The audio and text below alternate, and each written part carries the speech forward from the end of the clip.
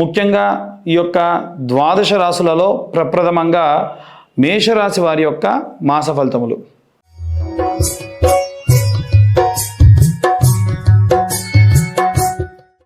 మేషరాశి వారికి ఈ యొక్క 2వ స్థానంలో గురువు, అలాగే 12వ స్థానమునందు శుక్రుడు, అలాగే రాహువు, చంద్రుడు, బుధుడు మరికొన్ని రోజులు అంటే ఈ యొక్క ద్వితీయార్థానికి వచ్చేసరికి షష్టగ్రహములు 6 గ్రహములు కూడా ఈ యొక్క మీనరాశిలోకి చేరే అవకాశం ఉంది. అయితే చేరేది మీనరాశికే కదండి, మాకేం ఇబ్బంది అంటే అక్కడికి చేరేటువంటి రాసులు ఏవైతే ఉన్నాయో ఈ ద్వాదశ రాసుల్లో ఉన్నటువంటి వాటన్నిటికీ సంబంధించినటువంటి రాష్ట్రాధిపతులు నక్షత్రాధిపతులు కూడా చేరడం వల్ల మిశ్రమ ఫలితాలు గోచరించే అవకాశం ఉంది.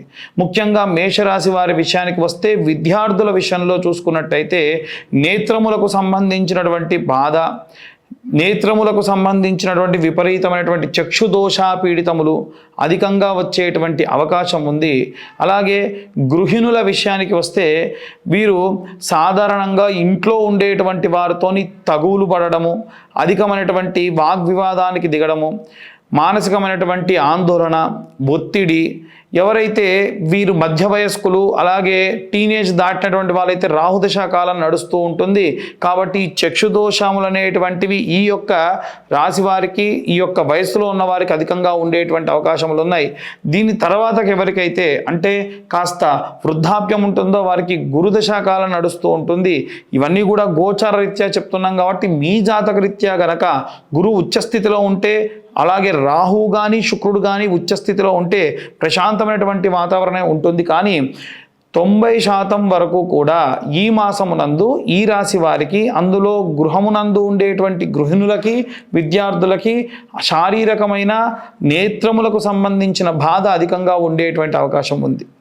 ఇక ఎవరైతే ఉద్యోగస్తులు ఉంటారో ఖర్చు అధికమయ్యేటువంటి అవకాశం ఉంది. అంటే వచ్చే జీతము, రావాల్సినటువంటి ఇంక్రిమెంట్లు కానీ ఏవైనా బోనసులు కానీ వచ్చినా వివాహాది కార్యక్రమాలకు సంచరించడము, ఏదైనా ఖర్చు పెట్టడము, శారీరకమైనటువంటి బాధ, వెళ్ళినటువంటి ప్రయాణంలో పడలిక, ఇలాంటి ఇబ్బందుల వల్ల కాస్త ఇబ్బంది పడేటువంటి అవకాశం కూడా కనిపిస్తూ ఉంది.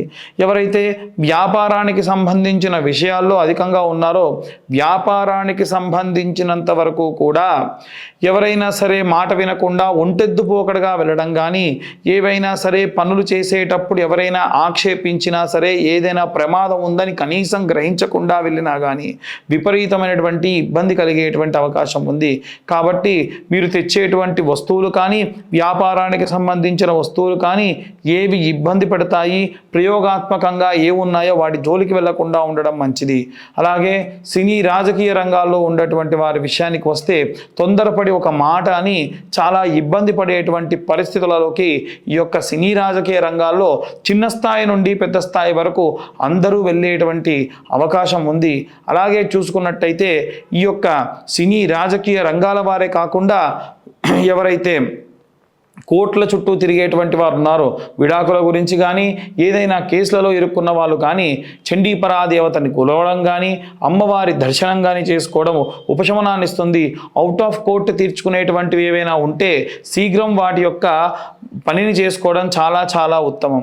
అలాగే ఎవరైతే ఈ యొక్క విదేశాలకు ప్రయాణం చేస్తూ ఉన్నారో, విదేశాలకు ప్రయాణం చేస్తూ అక్కడ ఉద్యోగం కానీ అక్కడ విద్యార్థులు కానీ ఉంటూ ఉన్నారో వారు దయచేసి ప్రయాణంలో ఏవైనా సరే వస్తువులు పోవడం కానీ, ఏదైనా మర్చిపోవడం కానీ, అలాగే వాతావరణ సమస్యల వల్ల ఇబ్బందులు పడడం కానీ జరుగుతూ ఉంటుంది. చాలా జాగ్రత్త వహించండి. చేతి వృత్తులు, కుల వృత్తులు చేసేటువంటి వారి విషయానికి వస్తే కుజుడు అగ్నితత్వ రాశి, మేషరాశికి అగ్నితత్వ రాశి అయినటువంటి కుజుడు ఉండడం వల్ల మీకు ఏవైనా సరే ఇనుముతో పని చేసేటప్పుడు చేతికి సంబంధించినటువంటి దెబ్బలు తగలడం కానీ, ఏమైనా రక్తం రావడం కానీ జరిగే అవకాశం ఉంది. ఆ పరంగా జాగ్రత్త వహించడం మంచిది. అలాగే ఎవరైతే పిల్లల దగ్గర లేకుండా వృద్ధాప్యంలో ఉన్న తల్లిదండ్రులు ఉంటారో నడుము నుండి కింది భాగం అంతా కూడా విపరీతమైనటువంటి నొప్పులు, నడవలేకపోవడము, ఏదైనా పని కావాలంటే ఒకరికి చెప్పి చేయించుకునేటువంటి పరిస్థితిలో ఉంటారు. ఇవి కేవలం గోచరరీత్యా మాత్రమే చెప్పేటువంటి విషయములు. పూర్తిగా మీ జాతకం గురించి కావాలి అనుకుంటే మీ పేరు, డేట్ ఆఫ్ బర్త్, టైము కింద ఉన్న నెంబర్కి మెన్షన్ చేయడం వల్ల పూర్తిగా మీ జాతకం గురించి మాట్లాడవచ్చు. అలాగే ఈ యొక్క విద్యార్థులు, గృహిణులు, సినీ రాజకీయ రంగాల వారు వీరందరికీ సంబంధించి ఎలాంటి రెమెడీస్ చేసుకోవాలి, ఎలాంటి మంత్రపఠనం చేయాలో ఇప్పుడు మనం తెలుసుకుందాం.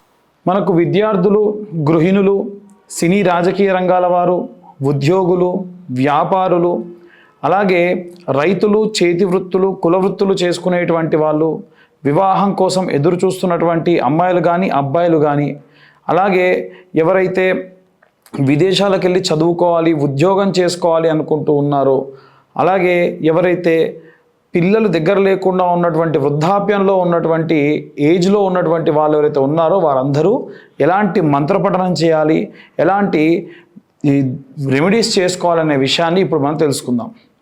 మనకి విద్యార్థుల విషయానికి వస్తే నీలా సరస్వతి స్తోత్రము అనేటువంటి మంత్రపఠనం చేయడం చాలా విశేషమైనటువంటి ప్రతిఫలం కనిపిస్తూ ఉంది. వీలైతే మీ పిల్లలతోని ప్రతిరోజు కూడా ఈ యొక్క ఆవు నెయ్యితో దీపారాధన చేయడం కూడా విశేష ప్రతిఫలం కనిపిస్తూ ఉంది.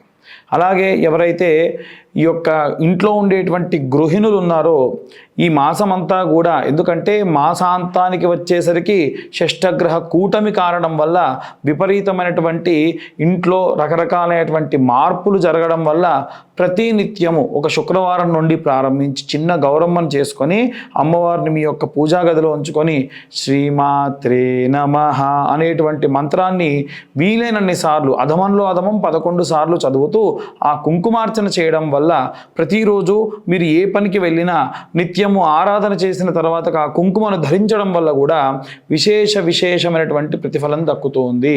మనం సాధారణంగా తాగేటువంటివి నీళ్లు, అవే నీళ్లు ఒక శంఖంలో పోసి దేవుడి దగ్గర పెడితే తీర్థము, అలాగే మామూలుగా పెట్టుకుంటే కుంకుమ, అదే కుంకుమ దేవతార్చనకు వాడి పెట్టుకుంటే ప్రసాదము. అమ్మవారి యొక్క ప్రసాదం మీ అందు, మీ కుటుంబ సభ్యులందరికీ పెట్టడం వల్ల విశేషమైనటువంటి ప్రశాంతత కనిపిస్తూ ఉంటుంది. అలాగే ఎవరైతే ఉద్యోగస్తులు ఉన్నారో వీరు ఈ నెలంతా కూడా, ఎందుకంటే గ్రహ సంచారం రీత్యా 6 గ్రహములు ఒకే ఇంటికి చేరడము, చాలా మందంగా నడిచేటువంటి, మందగమనుడుగా పిలిచేటువంటి శని, అలాగే అత్యంత వేగంగా సంచరించేటువంటి చంద్రుడు, వీరు గ్రహ సంచారం చేస్తూ షష్ఠగ్రహ కూటమి ఏర్పడేటువంటి పరిస్థితులలో అందరికీ కూడా విపరీతమైనటువంటి, అలాగే మిశ్రమ ఫలితాలు అధికంగా గోచరించే అవకాశం ఉన్న కారణం వల్ల దక్షిణామూర్తి స్తోత్రము చదవడం చాలా మంచిది. అలాగే ఎవరైతే ఈ యొక్క వ్యాపారం చేసుకుంటూ ఉన్నారో వారు నిత్యము కుబేర మంత్రము, అలాగే దక్షిణామూర్తి స్తోత్రము చదువుకోవడము విశేష ప్రతిఫలాన్ని ఇస్తుంది. అలాగే ఎవరైతే ఈ యొక్క సినీ రాజకీయ రంగాల్లో ఉన్నటువంటి వారు ఉన్నారో ఈ మాసమునందు, అది కూడా ప్రథమార్థము కంటే ద్వితీయార్థములో చండీ హోమము చేసుకోవడము, ఆ యొక్క చండీ హోమం చేసినటువంటి భస్మాన్ని తీసుకొని మీ దగ్గర కొద్దిగా పెట్టుకోవడము, నిత్యము దూర ప్రయాణాలు చేయాల్సి వచ్చినప్పుడు ఒక నిమ్మకాయను తీసుకొని కొద్దిగా కోసి దాంట్లో అమ్మవారి యొక్క ఆ యొక్క హోమ ప్రసాదాన్ని వేసి జోబులో పెట్టుకోవడం వల్ల, లేదా మీరు వెళ్ళేటువంటి వాహనంలో ఉంచడం వల్ల ప్రమాదాలు రాకుండా ఎప్పుడూ కూడా కాపాడుతూ ఉంటారు.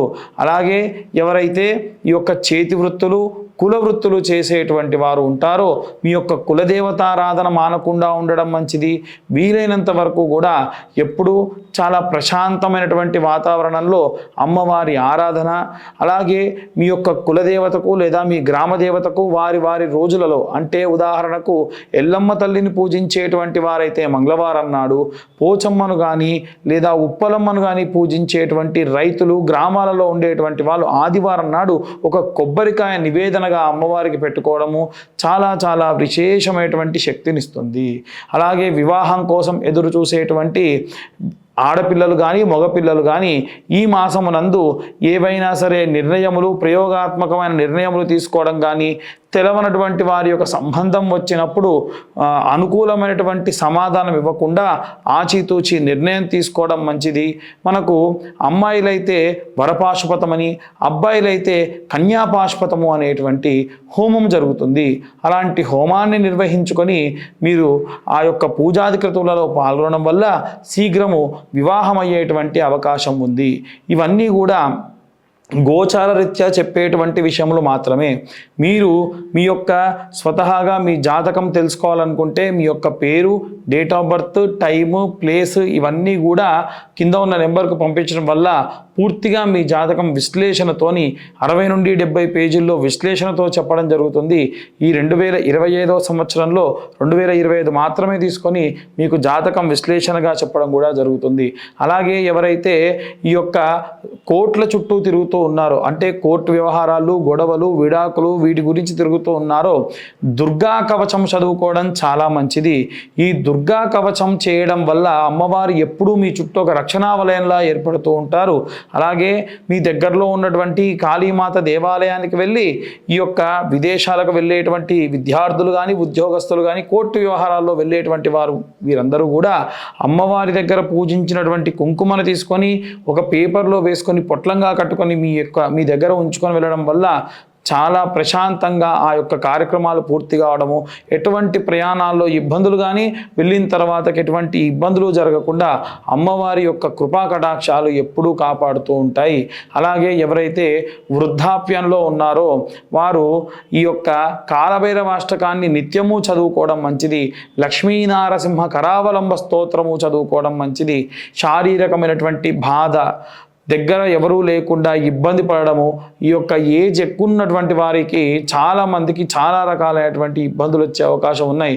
ముఖ్యంగా కీళ్ళ నొప్పులు, కీళ్ళ వాతములు, ఈ యొక్క బొక్కల నొప్పులు, అంటే బోన్స్కి సంబంధించి విపరీతమైన నొప్పి, వెన్ను నొప్పి, నిద్రలేమి, ఇలాంటి ఇబ్బందులు ఈ మాసమునందు ఈ వర్గంలో ఉన్నటువంటి వారందరికీ, అంటే వృద్ధాప్యం బాగా వచ్చేటువంటి వారందరికీ ఉన్న కారణం వల్ల మీరు కాలభైరవాష్టకం రోజు అసుర సంధ్యా సమయాన చదువుకోవడము, అలాగే మీరు నువ్వుల నూనె అలాగే ఆముదము కలిపినటువంటి నూనెతో దీపారాధన చేయడము విశేషమైనటువంటి శక్తినిస్తుంది.